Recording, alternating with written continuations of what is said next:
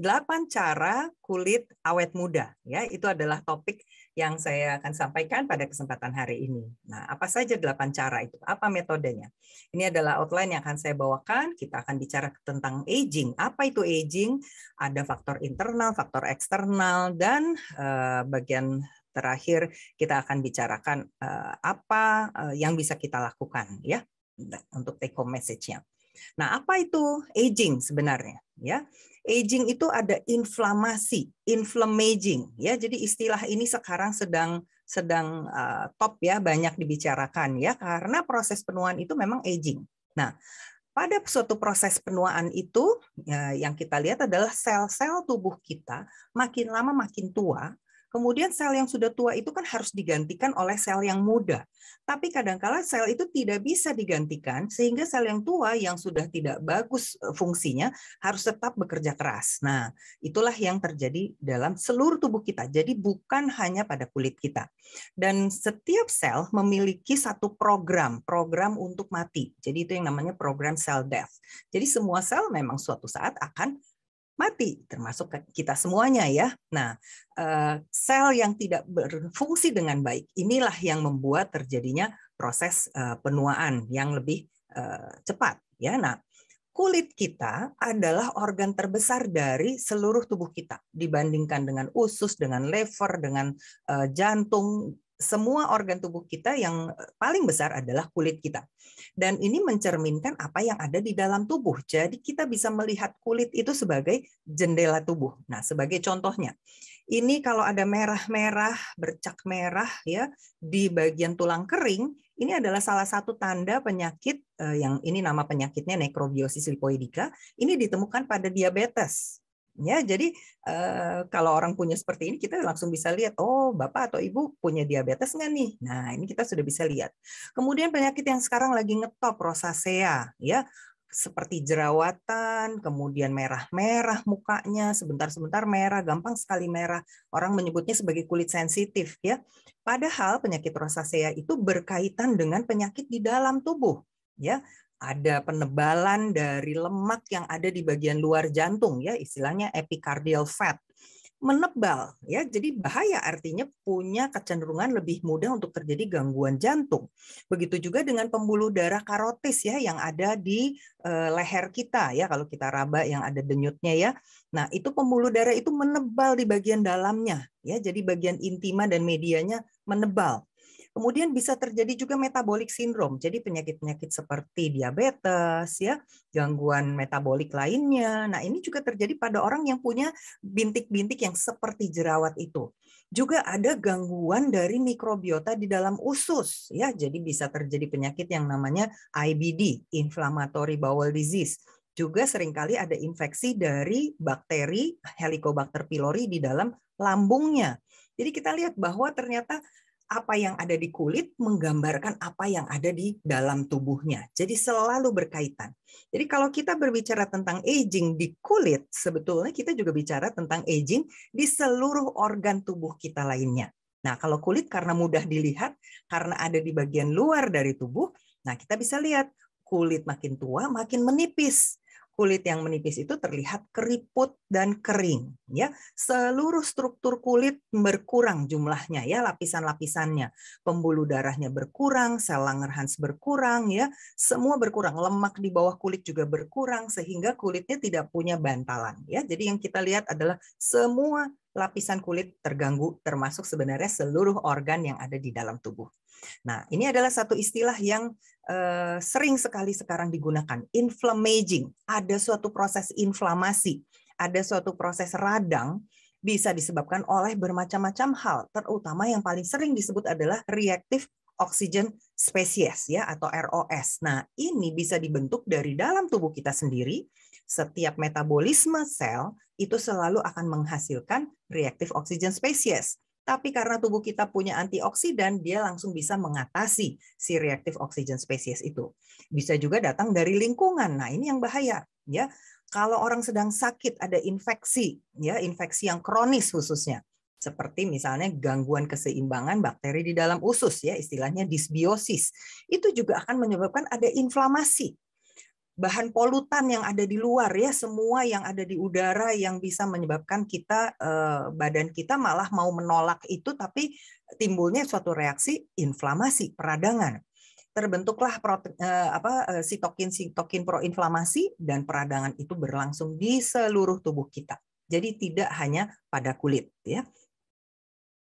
Nah, inflammaging pada kulit bagaimana prosesnya? Salah satu yang selalu dituding sebagai penyebab kerusakan kulit adalah karena sinar ultraviolet. Ya, sinar UV bisa kena di kulit kita dalam waktu yang singkat ya. Jadi acute attack dari si sinar ini menyebabkan terjadi oksidasi lemak di kulit ya, oxidized lipid, dan terjadilah inflamasi. Tapi kalau kita tidak terjemur dalam jangka waktu yang lama dalam satu waktu, kita misalnya terus-menerus kejemur, rusak lagi sedikit, nanti rusak lagi sedikit. Nah, proses ini juga tetap menyebabkan suatu proses inflamasi yang kronik. Nah, akibatnya adalah selalu ekstraselular matriks ini yang disebut sebagai kolagen ya, serabut-serabut kolagen, serabut elastik, fibers, ini semua akan rusak dan itulah yang membuat kulit kita jadi kendur ya. Nah, inflamasi ini menyebabkan suatu gangguan pada semua sel sehingga nggak bisa diperbaharui sel yang rusak itu, dan ini terjadi pada seluruh organ. Makanya kita lihat proses aging atau inflammaging itu juga terjadi di otak, ada Alzheimer, ada Parkinson, penyakit jantung dan pembuluh darah ya, pembuluh darahnya aterosklerosis. Ini juga salah satu proses inflammaging ya. Ada multiple sclerosis, bermacam-macam penyakit lain, insulin resistance ya. Jadi mengarah ke arah diabetes, osteoporosis ya, kemarin kita baru dengar topik osteoporosis ya, itu juga adalah suatu proses karena inflamasi ya. Diabetes, kanker, itu semua akibat inflamasi, termasuk kulit yang kelihatan menua. Jadi aging itu sebetulnya is a disease ya, kata seorang peneliti Harry Statman, dia katakan hidup manusia sebenarnya hanyalah menggambarkan kerusakan akibat radikal bebas yang terakumulasi di dalam sel. Bila sudah banyak kerusakan dalam sel, sel itu tidak dapat lagi bertahan dan akhirnya menyerah. Jadi kalau sudah tidak bisa di-renewal, diperbaiki dan diganti dengan sel yang muda, dia akhirnya tidak bisa bertahan dan rusaklah sel itu sehingga fungsi organ terganggu. Nah, kita ingat bahwa kita harus merawati tubuh kita. Di dalam Efesus 5 ayat 29 dikatakan, sebab tidak pernah orang membenci tubuhnya sendiri, tetapi mengasuhnya dan merawatinya sama seperti Kristus terhadap jemaat. Jadi kita juga harus sayangi bukan hanya seluruh tubuh, tapi juga termasuk diantaranya adalah kulit kita. Kita harus rawat kulit kita. Love your skin, love your body. Ada orang yang kalau cuci muka itu digosok kenceng-kenceng karena dia sebel lihat misalnya ada flek gitu ya. Itu justru bukan menyayangi. Kalau kita sayangi kan kita usap-usap dengan lembut ya. Jadi kita harus sayangi tubuh kita. Nah, kita belajar 8 cara untuk kulit sehat ya. KULIT-CHAT. Ya, kita lihat kendalikan pikiran ya. Yang pertama adalah kita kendalikan yang dari dalam. Kendalikan pikiran, utamakan gerak badan, makan sayur dan buah-buahan, ingat minum, dan tidur yang nyenyak. Kendalikan pikiran, kenapa pentingnya? Karena dari berbagai penelitian, ada banyak kan otot di wajah kita. Kalau kita marah atau kita susah hati, muka kita akan merengut ya. Bahasa Indonesianya susah ya, bahasa yang bisa dimengerti barangkali ya. Seperti marah, seperti sedih. Itu ada 7 otot wajah yang digerakkan. Sedangkan kalau kita tersenyum, kita cukup menggerakkan 3 otot wajah. Kalau semakin banyak otot yang digerakkan, akan terbentuk garis-garis yang akan makin lama makin dalam ya, dengan bertambahnya usia garis itu makin terlihat. Jadi kita semua akan menua. Semua orang akan memiliki keriput, tetapi keriput orang yang pemarah ya, orang yang murung akan berbeda dengan orang yang selalu tersenyum. Lihat kerutannya lebih sedikit padahal dia umurnya 10 tahun lebih dibandingkan dengan bapak yang di sisi sebelah kirinya. Jadi kita lihat bahwa kita harus selalu tersenyum. Nah, ini adalah sebuah penelitian Changing Face of Beauty, dikatakan bahwa orang itu dikenalikan dari wajahnya. Terutama adalah ekspresi emosi yang ditampilkan oleh mata dan mulut. Dan ini yang menandakan suasana hati seseorang. Jadi kalau kita mau terlihat happy dan kulit kita akan jadi awet muda, selalulah tersenyum. Ya, kita ingat Rahel dan Lea ya di dalam Kejadian 29 ayat 17 dikatakan Lea tidak berseri matanya, tetapi Rahel itu elok sikapnya dan cantik parasnya. Jadi kecantikan itu terlihat dari matanya dan mulut yang selalu tersenyum. Ya. Yang kedua, utamakan gerak badan. Nah, apa hubungannya gerak badan dengan kesehatan kulit? Ternyata ada jelas ya. Ini seorang triathlete Edwina Brocklesby di Inggris ya. Usianya sudah 76 tahun, dia masih lari triathlon ya. Jadi triathlon itu lari, berenang, angkat beban ya, sepeda. Nah, dia masih bisa dan dia baru mulai untuk berlatih pada saat dia berusia 58 tahun. Jadi tidak ada kata terlambat untuk kita mulai berolahraga dan melakukan hal-hal yang sehat ya. Tidak pernah ada kata terlambat. Nah, olahraga itu selalu dikaitkan dengan turunnya berat badan. Pada saat berat badan kita turun, sitokin proinflamasi yang tadi kita bicarakan ya, aging kan, inflammaging. Nah, interleukin 6 ini adalah salah satu sitokin proinflamasi. 30% yang ada di dalam darah itu adanya di jaringan lemak. Kalau kita olahraga, kita hilangkan lemak itu, maka interleukin 6 itu akan turun. Ya, oleh sebab itu, obesitas atau kelebihan berat badan hati-hati karena itu tanda bahwa kita memiliki inflammaging. Ada suatu inflamasi di tubuh kita yang menyebabkan kita cepat tua. Ya, nah orang tua yang rajin olahraga dari penelitian ini dikatakan dan berat badannya normal, ya berat badan yang ideal, memiliki lebih sedikit sel limfosit T yang senescence. Yang senescence itu artinya sel limfositnya yang sudah menjadi tua, ya dan lebih sedikit sitokin proinflamasi di dalam darahnya. Jadi jaga berat badan dengan rajin berolahraga.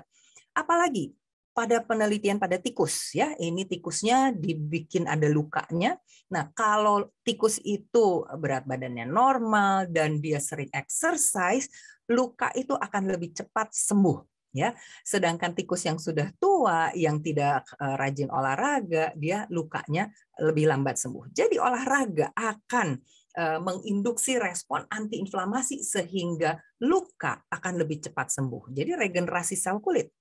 Yang ketiga, ya, lahap makan buah dan sayuran. Nah, saya senang sekali penelitian ini saya selalu pakai karena ini betul-betul menunjukkan bahwa ada kaitan antara apa yang kita makan dengan kesehatan kulit kita. Nah, kesimpulan dari peneliti-peneliti tersebut dikatakan, semua fitonutrien, jadi diet makanan kita yang banyak kandungan fitonutrien seperti alfa-tokoferol, flavonoid, beta-karoten, likopen, dan lutein, ini adalah semua pigmen-pigmen di dalam makanan. Ya, semua yang warna kuning, orange, merah, ya likopen yang merah seperti di tomat. Inilah yang membuat kulit kita tahan terhadap kerusakan akibat sinar matahari. Kita selalu bicarakan ultraviolet bisa merusak kulit, ultraviolet bisa membuat kanker kulit. Benar, itu bisa terjadi. Tetapi kalau kita konsumsi cukup fitonutrien yang ada di dalam sayur dan buah-buahan, maka kita terlindung. Ini penelitian lain yang saya selalu gunakan. Dia katakan di sini, optimal supply of antioksidan micronutrients. Kalau kita punya mikronutrien yang cukup, maka kulit kita tidak akan mudah terbakar oleh sinar matahari. Kita punya defense, punya pertahanan terhadap sinar ultraviolet. Dan dibuktikan dari penelitian, ya, semua yang diberikan makanan-makanan ini merahnya pada kulit kalau terpapar matahari berkurang, ya, tidak terjadi terbakar sinar matahari. Jadi kita sebenarnya sunscreen yang utama adalah yang kita konsumsi. Bukan sunscreen yang dalam botol ya, tetapi dalam bentuk sayur-sayuran dan buah-buahan. Bahkan di dalam sayur dan buah-buahan ada suatu zat yang namanya sirtuin.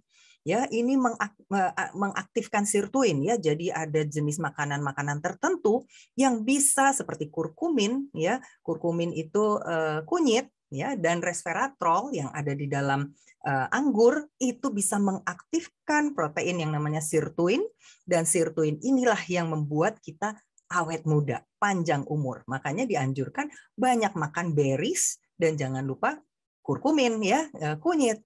Dan jangan lupa kita juga harus calorie restriction. Kalau ada calorie restriction atau diet restriction, itu kita sedikit lapar, porsi makanan kita dikurangi 25% saja sudah bisa memperpanjang usia kita, dan health span itu yang paling penting. Dan exercise. Ketemu lagi ya si olahraga. Olahraga membuat kita awet muda dan tidak terjadi peradangan. Makanan apa saja? Buah-buahan dan sayur-sayuran yang mengandung flavonoid ya, seperti golongan berries ya, polifenol ya ada di dalam bawang, semua sayuran hijau, tomat dan sebagainya. Juga ada karotenoid, semua yang warnanya orange, ini akan memproteksi DNA kita dan memperbaiki kalau ada DNA yang rusak. Dan paling penting jangan lupa adalah tomat. Aduh, tomat itu makanan yang harus selalu ada kalau mau kulitnya sehat ya. Kemudian jeruk ya, jeruk itu salah satu yang mengandung vitamin C. Kita seringkali pikir vitamin C hanya untuk imun saja. Jangan lupa kolagen yang ada di kulit, yang ada di pembuluh darah, di dinding pembuluh darah itu kolagen ya. Kemudian di lutut kita, di persendian-persendian, itu semua dihasilkan kalau makanan kita cukup mengandung vitamin C. Jadi nggak harus minuman kolagen sebetulnya, asal kita cukup vitamin C, maka sel fibroblast yang ada di badan kita, di kulit kita, itu akan menghasilkan kolagen. Ya, vitamin E, dari mana sumber vitamin E-nya? Bukan beli pakai suplemen, tapi kita cukup mengkonsumsi misalnya alpukat. Ya, semua makanan-makanan yang ada kandungan lemaknya, biji-bijian yang ada lemaknya, itu semua ada kandungan vitamin E-nya. Dan dia harus bersama-sama dengan vitamin C. Kemudian zinc, ya ada di dalam Brazil nuts, ya banyak sekali. Yang keempat, ingat minum. Tubuh kita tahu terdiri atas air, ya. Antara ada yang mengatakan 70%, 60%, termasuk kulit kita. Ya, nah saya cari-cari penelitiannya yang betul-betul menghubungkan antara skin hydration dengan minum air. Ya, apakah dietary water itu bisa membuat kulit kita menjadi lebih lembab? Ya, karena kita tahu kulit kita selalu mengalami penguapan. Ya, itu yang namanya transepidermal water loss. Kalau barrier kulit kita, jadi di permukaan kulit kita itu ada lapisan lemak, dan sel-sel itu selalu di antaranya itu ada fatnya ya, ada lemaknya, sehingga dia bisa seperti batu bata dengan semen, jadi dia sangat kuat skin barrier kita. Dia tidak akan terjadi penguapan dalam jumlah yang besar. Tapi begitu ada gangguan, apakah lemaknya berkurang atau ada lecet kulitnya, nah ini transepidermal water loss inilah yang akan membuat kulit kita menjadi kering. Nah, dari penelitian ini ya dikatakan mereka memberikan air dalam jumlah 3,2 liter per hari dibandingkan pada dua kelompok. Kemudian kelompok yang diberikan kurang dari 3,2 liter, setelah itu diberikan 3,2 liter. Jadi diteliti lagi beberapa minggu kemudiannya, lalu diukur kulitnya. Ternyata kulitnya menjadi lebih lembab, lebih tebal bahkan, dan biomechanics-nya menjadi bekerja dengan lebih baik. Jadi kalau orang yang tadinya kurang minum, kemudian dia mulai minum, dia akan melihat bahwa kulitnya menjadi lebih lembab dan lebih cerah kelihatannya. Jadi jangan lupa minum air putih ya. Berikutnya yang kelima, tidur nyenyak. Apa hubungannya kulit yang sehat dan awet muda dengan tidur nyenyak? Ya, kan kita selalu dengar tidur harus 8 jam per hari karena pada saat tidur terjadi regenerasi semua sel-sel.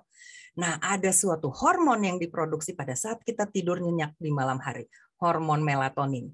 Dan hormon melatonin ini anti-aging sifatnya dan anti-cancer. Ya, jadi ini kita butuhkan melatonin ini. Kapan melatonin diproduksi? Hanya pada malam hari kalau suasananya gelap. Jadi pada saat kita tidur dan mata kita tertutup, di sini tidak ada sinar sama sekali, nah barulah kelenjar kecil yang ada di otak kita, pineal gland ini akan menghasilkan melatonin. Nah, melatonin ini dibutuhkan sebagai anti-aging, tapi saat yang sama dia akan membuat kita tidur dengan nyenyak. Ya, jam berapa diproduksi? Paling banyak diproduksi pada jam 9 malam. Jadi artinya sebetulnya jam 9 malam harusnya udah siap-siap tidur. Paling tidak jam 10 sudah harus tidur. Ya, nah setelah itu dia akan turun kadarnya pada pagi hari dan digantikan oleh hormon-hormon yang lainnya. Jadi kita butuh hormon melatonin ini. Nah, melatonin ini juga adalah master regulator of cell death, and inflammation. Kita kembali lagi ke topik inflammaging. Jadi sifat antiinflamasi dari melatonin bekerjanya bukan hanya di otak, membuat kita jadi mengantuk dan tidur malam hari, tapi dia bekerja di seluruh sel tubuh, termasuk di kulit kita. Dan yang menarik adalah melatonin yang bekerja di seluruh tubuh kita bukan diproduksi di kelenjar kecil yang ada di otak tadi, yang pineal gland, tapi diproduksi oleh semua sel di kulit kita, ya di seluruh tubuh kita, tapi yang utama di kulit kita, yang diproduksi di dalam organ di dalam sel yang namanya mitokondria. Nah, mitokondria inilah powerhouse-nya sel. Jadi ini adalah pabriknya, energi kekuatan tubuh kita terletak pada mitokondria yang ada di setiap sel. Kalau mitokondria nggak bekerja, tentu kita tidak punya energi sama sekali. Mereka lah yang menghasilkan energi dan menghasilkan melatonin. Ya, jadi dikatakan bahwa melatonin yang diproduksi malam hari dihasilkan oleh kelenjar pineal gland yang ada di otak kita. Tapi pada siang hari ada juga mitokondria di dalam sel-sel, terutama di kulit kita dan juga di dalam seluruh kepala kita, ya ada mitokondria yang akan menghasilkan melatonin pada siang hari. Jadi kita harus terkena sinar matahari, simpulannya kan gitu. Ya, kalau kita tidak kena sinar matahari, maka kita tidak akan memiliki melatonin yang siang hari. Pada masa COVID ini salah satu yang seringkali dibicarakan. Karena orang yang sering terpapar matahari, mereka punya banyak melatonin yang bisa mengatasi segala proses inflamasi karena infeksi COVID. Kita tahu ya, COVID itu menyebabkan suatu proses inflamasi. Jadi kita butuh melatonin ini bukan hanya pada malam hari, hormone of darkness, tapi kita juga butuh melatonin sebagai hormone of daylight. Dan adanya banyak di kulit kita. Jadi nggak usah takut terpapar matahari, tentu dalam batas-batas yang baik. Jadi jangan sampai berlebihan. Baru sekarang kita bicarakan tentang sinar matahari, faktor eksternal. Apa yang bisa kita lakukan supaya kulit kita awet muda? Ya, setia, pakai tabir surya, hati-hati polusi, dan atasi dengan chemicals. Chemicals apa? Nanti kita masih akan ketemu chemicals-nya. Ya, yang pertama, setia pakai tabir surya. Kita sudah begitu banyak melihat penelitian-penelitian mengkaitkan antara kanker kulit dengan paparan sinar matahari. Itu tidak bisa ditawar-menawar. Itu betul adanya. Ya, jadi jangan salah sangka ya. Sinar matahari dalam jumlah berlebihan bisa menyebabkan terjadinya kanker kulit. Terutama kalau kita tidak cukup mengkonsumsi sayur-sayuran dan buah-buahan. Ingat yang penelitian tadi? Kalau kita punya cukup antioksidan di dalam tubuh kita, kita akan tahan terhadap paparan sinar matahari. Nah, area yang berisiko terjadi kanker kulit adalah hampir selalu di wajah dan leher, terutama wajah bagian tengah ya yang terlihat warnanya berbeda ini. Itu adalah area yang selalu paling sering terjadi kanker kulit. Ya, nah apa yang bisa kita lakukan agar wajah kita yang menjadi area yang paling sering kena kanker kulit, karena wajah nggak pernah ditutup kan, terbuka terus. Ya, kalau badan kita tutupi dengan pakaian biasanya. Nah, supaya tidak terjadi kanker kulit, kita bisa menggunakan tabir surya atau sunscreen atau sunblock. Ya, nah kita sering lihat tulisannya SPF. Nah, apa itu SPF? Itu adalah sun protection factor terhadap sinar ultraviolet B dan hanya terhadap ultraviolet B. Ya, nah caranya dia menangkal adalah bisa dengan diserap, diabsorpsi atau dipantulkan. Ya, jadi bisa dipantulkan si sinarnya itu atau diserap oleh chemicals, zat-zat yang bisa bekerja sebagai anti UV. Ya, nah tapi jangan lupa ada sinar ultraviolet A juga. Ya, nah A juga harus kita tangkal ya dengan cara yang berbeda, jenis sunscreen-nya berbeda. Nah, apa yang dimaksud dengan SPF? Jadi kalau ada sinar, 100% sinar itu terpapar ke kulit kita, maka 100 katakanlah ada 100 foton ya, ada 100 satuan dari sinar itu disebut foton yang akan mengenai kulit kita. Tapi kalau kita gunakan tabir surya SPF 15, maka hanya 93% yang akan bisa ditangkal dan sisanya ada sekitar 6-7% dari si foton itu tetap akan kena. Kalau SPF-nya 30 makin sedikit, SPF 50 sangat-sangat sedikit. Jadi kita lihat bahwa ada peningkatan persen dari protection, tetapi hanya sedikit. Yang penting sebenarnya pakainya yang lebih penting. Kalau kita tidak pakai sama sekali, tentu 100-100-nya akan kena pada kulit kita. Kita butuh sinar matahari, tapi kita harus batasi pada porsi yang tepat. Jangan sampai berlebihan. Kemudian yang untuk ultraviolet A, tadi kita lihat sudah ada UVB dan UVA. Protection factor-nya ditulisnya dengan PA, terus ada tanda plus plus plus ya. Semakin banyak tanda tambahnya, tanda plusnya, maka semakin tinggi proteksinya.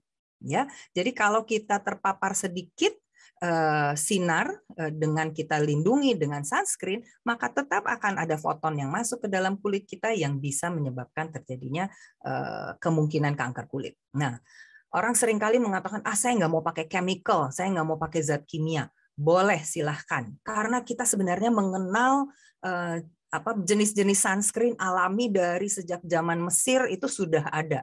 Zaman Cleopatra mereka sudah menggunakan itu, ya, tabir surya. Jadi itu bukan hal modern, bukan hal yang baru saja. Nah, kalau di kita di Indonesia gunakannya apa biasanya? Bedak pupur ya, bedak pupur, bedak dingin itu kan menggunakan tepung beras, kadang dicampur dengan air mawar, ada yang menambahkan kunyit sedikit, jadi banyak cara ya. Nah ini di Burma itu menggunakan namanya Tanaka, itu adalah sunscreen alami ya, mereka juga sama dipupurkan di wajahnya. Jadi dengan cara itu pun sebenarnya kita bisa terlindungi.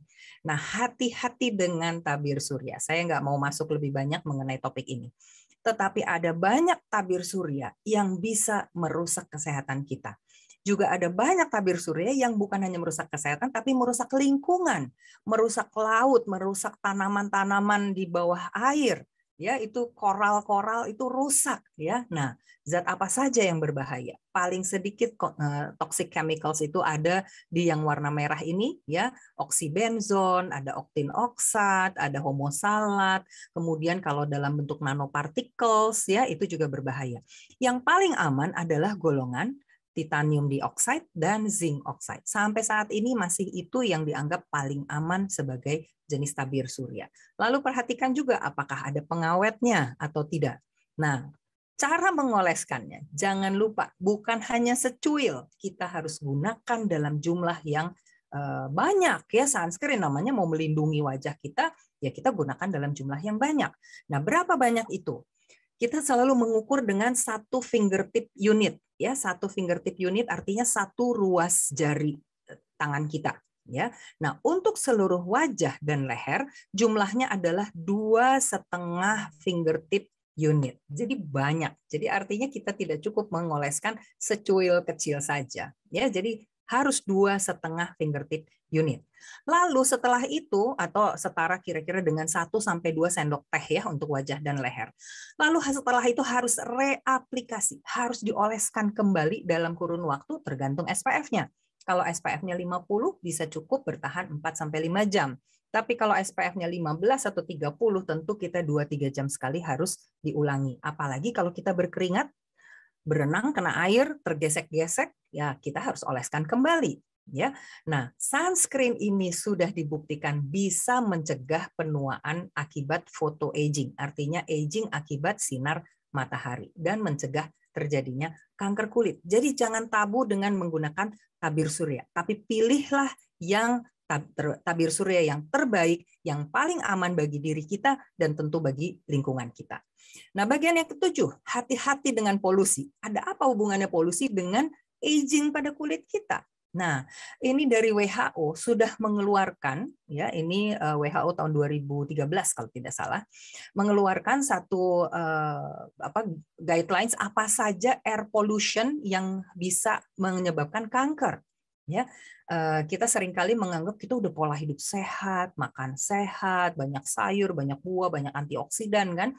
Kok bisa kena kanker juga? Kenapa? Nah, ini adalah salah satu penyebabnya. Polusi di lingkungan kita itu sangat banyak ya, dan bahkan dikatakan di sini 120 bahan ini sudah terbukti dapat menyebabkan kanker ya, dan masih ada banyak yang 500-an bahan lain yang belum jelas. Nah, ini dari asosiasi IARC yang di bawah WHO ya. Kita lihat di sini ada yang grup 1 karsinogen Ya, jadi yang sudah jelas-jelas, contohnya benzen, asbes, ya, ini semua menjadi grup 1, jadi artinya hubungannya sudah sangat jelas menyebabkan terjadinya kanker.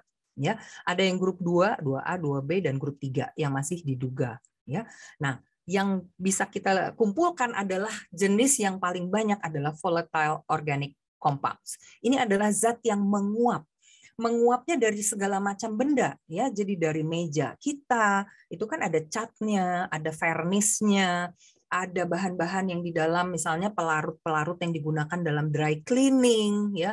Kemarin video saya yang sekian tahun lalu itu beredar terus, ya. Karena ini memang kita sering tidak bicarakan, ya. Kita udah pola hidup makan sehat, olahraga, tapi kita lupa bahwa lingkungan kita ini sudah banyak sekali tercemar. Bensin, ada orang yang senang tuh kalau isi bensin dia cium-cium baunya, ya, padahal itu adalah zat yang toksik, suatu zat yang jahat yang bisa merusak tubuh kita, ya. Dan zat ini bisa menempel di kulit kita. Nah, kalau dia menempel di kulit tentu akan menyebabkan terjadinya inflamasi, peradangan di kulit kita. Apalagi kalau terhirup masuk ke dalam paru-paru, masuk ke dalam seluruh sistem tubuh kita. Jadi salah satu cara adalah kita harus cuci tangan, mandi yang bersih. Hindari semua bahan-bahan yang bisa menyebabkan adanya si VOC tadi, volatile organic compounds. Misalnya penyegar udara, pewangi-pewangi itu yang suka digantung-gantung, ya, wangi-wangi yang disemprot-semprot di ruangan. Hindari itu semua karena salah satu kandungannya adalah golongan ftalat. Ya, lalu jangan simpan juga bahan-bahan kimia, misalnya pembersih lantai, semprotan nyamuk di dalam ruangan, karena dia tetap akan ada yang menguap sedikit demi sedikit. Dan itu harus kita hindari, terutama kalau ruangan kita pakai AC, atau kalau di negara dingin biasanya menggunakan pemanas udara. Itu akan terus menguap di dalam ruangan kita, dan kita akan menghirupnya seterusnya. Dan itu yang menyebabkan proses aging, bahkan penyakit. Nah, salah satu yang paling sering diteliti pada kulit adalah soot, ya. Soot itu karbon, ya. Ini adalah zat yang dihasilkan dalam proses pembakaran, ya. Karbon ini kalau kita bakar kayu, bakar sampah. Nah, ini sering nih kalau kita yang di Jakarta sering nih lihat ada tukang orang-orang yang bakar-bakar sampah tetangga kita. Apalagi kadang-kadang yang dibakar itu juga ada plastik yang ikut dibakar atau ban karet, ya, ikut dibakar. Itu semua akan menghasilkan senyawa karbon. Pembakaran dari kendaraan bermotor yang juga tidak bersih pembakarannya itu akan banyak menghasilkan asap yang warnanya hitam, dan ini semua mengandung karbon atau soot, ya. Nah, apa hubungannya dengan kulit kita? Semua soot itu mengandung partikel-partikel kecil yang namanya PM2.5, ada PM10, ada PM1, ya, itu kecil sekali partikelnya, tapi dia bisa menempel pada kulit kita dan bahkan bisa masuk ke dalam peredaran darah kita dan selalu menyebabkan inflamasi. Yang paling sering adalah terjadi hiperpigmentasi. Hiperpigmentasi itu flek. Jadi banyak orang yang sudah hindari matahari. Saya nggak pernah kena matahari, dok. Saya udah pakai tabir surya tebal-tebal, tapi kok fleknya banyak. Nah, selain memang faktor hormonal internal, tapi juga faktor dari soot ini, ya. Partikel-partikel karbon, ya, yang PM2.5 yang paling sering berhubungan dengan terjadinya kerusakan kulit, termasuk terjadinya pigmentasi, jadi flek. Nah, saya melihat saya punya filter, ya, di rumah. Filter saya udah ada indikatornya untuk berapa banyak VOC dan PM2.5. Ini sering sekali nyala. Jadi Jakarta itu memang polusinya tinggi. Jadi kita memang harusnya tinggalnya jangan di kota besar yang banyak kendaraan bermotor. Kita harusnya hindari kota-kota besar. Jadi memang mungkin kita harus mulai pikir-pikir kita ke pinggiran kota aja di tempat yang lebih bersih, ya. Kemudian VOC. Nah, itu sering sekali nyala indikatornya di rumah saya nih. Ini berarti ada salah satu furniture atau apa zat yang di dalam rumah saya yang masih mengeluarkan uap-uapnya, ya. Jadi lihat ini bisa menyebabkan brain damage, stroke, ya, semua dari polusi dari PM2.5 ini, ya, masuk ke paru-paru menyebabkan asma, bronkitis dan sebagainya, ya. Bahkan kulit kita juga akan terganggu. Jadi hati-hati dengan debu yang ada di rumah. Ya, nah ini golongan yang paling sering kita masalahkan adalah golongan ftalat. Ya, golongan ftalat itu pewangi ruangan inilah yang bisa menyebabkan oksidatif stres dan inflamasi dan tentu saja terjadi aging. Ya, nah bagaimana cara membersihkan kalau ada si PM 2.5 yang nempel di kulit kita? Cara membersihkan wajah kita dan seluruh tubuh kita itu sebetulnya ada yang bisa lebih bagus hasilnya, yaitu kalau menggunakan ini dari penelitian dari Dr. Zoe Diana Drelos, ya, membersihkan dengan cleansing cloth, ya, baik yang dengan air atau dengan oil, itu paling bagus karena semua bisa betul-betul terangkat. Tetapi kalau kita hanya menggunakan sabun batang untuk membersihkan wajah, itu seringkali kurang bersih. Kemudian apalagi kalau kita menggunakan non-foaming cleanser. Jadi orang kulit sensitif biasanya kita berikan cleanser yang jenisnya non-foaming. Nah, itu seringkali tidak betul-betul bersih. Jadi ini dalam penelitian coba dites, masih ada make up, kemudian dicuci dengan non-foaming cleanser, masih banyak sekali yang tersisa. Jadi paling baik adalah memang menggunakan cleansing cloth. Jadi artinya kayak tisu untuk pembersih muka. Tapi tentu harus yang bahannya baik, dan jangan ada kandungan zat-zat yang iritatif karena banyak juga yang mengandung alkohol, malah bisa merusak kulit. Ya. Bagian terakhir, kalau sudah ada mulai tanda-tanda aging, tanda-tanda penuaan, kita boleh menggunakan apa yang kita oleskan pada kulit. Jadi atasi dengan chemicals. Ada jenis yang namanya phytochemicals, jadi bahan-bahan alam, bahan organik, tapi juga bisa yang bahan sintetik yang chemicals, ya. Nah, tentu kita harus pandai memilihnya. Jangan sampai kita menggunakan yang jenis yang bisa justru membuat kerusakan pada kulit kita. Ada banyak sekali zat-zat yang bisa mencegah penuaan dini, yang mengandung vitamin A, vitamin C, ya, ascorbic acid. Ini sifatnya antioksidan dan bahkan membuat kulit warnanya lebih cerah. Ada vitamin E, ya vitamin E-nya paling bagus sih dari tanaman. Jadi mau bikin masker pakai bahan-bahan alam, boleh silahkan. Tapi hati-hati, bukan artinya tidak ada efek samping. Tetap ada potensi efek samping. Kemudian niacinamide, ya ini vitamin B3. Panthenol itu vitamin B5, hyaluronic acid, BHA, AHA, peptide. Ini semua bisa kita gunakan untuk membuat kulit kita menjadi lebih awet muda. Dan tentu tadi sunscreen, ya. Tapi harus diingat, tidak semua bahan yang kita oleskan di permukaan kulit akan masuk diserap karena ada satu syarat. Pori-pori kecil yang ada di permukaan kulit kita itu hanya bisa ditembus dengan ukuran 500 Dalton. Kalau ukuran molekulnya besar, dia tidak akan masuk. Contohnya, ada banyak krim kolagen kan? Nah, kolagen itu molekulnya besar, tidak akan masuk tembus ke dalam kulit. Begitu juga dengan hyaluronic acid. Sekarang ada mereka membuat hyaluronic acid yang molekul kecil. Nah, itu mungkin masih bisa bekerja. Tapi yang molekul besar, dia tidak akan masuk tembus ke dalam kulit kita. Jadi dia hanya ada di permukaan. Jadi fungsinya hanya seperti moisturizer, pelembab di atas permukaan kulit kita saja. Ya. Nah, perlu diingat juga sumber bahan kosmetika kita itu dari mana? Apakah dari bahan yang halal atau tidak? Karena banyak yang kandungannya itu dari babi, dari urin binatang, ada yang dari kerang dan sebagainya. Ya, kita perlu baca ingredients-nya itu dari mana, asalnya dari mana, dan apakah dia menggunakan zat-zat pengawet. Ya, nah itu perlu kita teliti lebih jauh sebelum kita gunakan. Baik, sebagai penutup, take home message kita. Ya, ada 8 cara untuk menjadi awet muda. Yang pertama adalah kendalikan pikiran, jangan stres, lebih banyak happy dan tersenyum. Utamakan selalu kita olahraga, gerak badan, karena kita aktif, kulit kita juga akan sehat. Dan seringkali makan sayur dan buah. Kalau bisa sehari selalu 5 porsi sayur dan buah setiap hari. Ingat minum cukup air, membuat kulit kita menjadi lebih lembab. Tidur nyenyak, khususnya kita butuh melatonin di malam hari dan melatonin di siang hari. Kita harus terpapar matahari. Tapi untuk wajah karena seringkali kanker, kita gunakan tabir surya. Dan hati-hati dengan polusi di sekeliling kita. Kita boleh bersihkan rumah kita, buka jendela-jendelanya supaya jangan ada zat-zat chemicals yang ada di dalam akan tersimpan di dalam ruangan. bahan-bahan kimia taruhlah di luar ruangan, jangan di dalam ruangan. Baru yang terakhir kita atasi dengan chemicals, baik phytochemicals maupun chemicals yang sintetik, agar kita mendapatkan kulit yang sehat dan kita tetap bisa berkomunikasi dengan baik. Baik, salam sehat, kiranya Tuhan memberkati kita semuanya.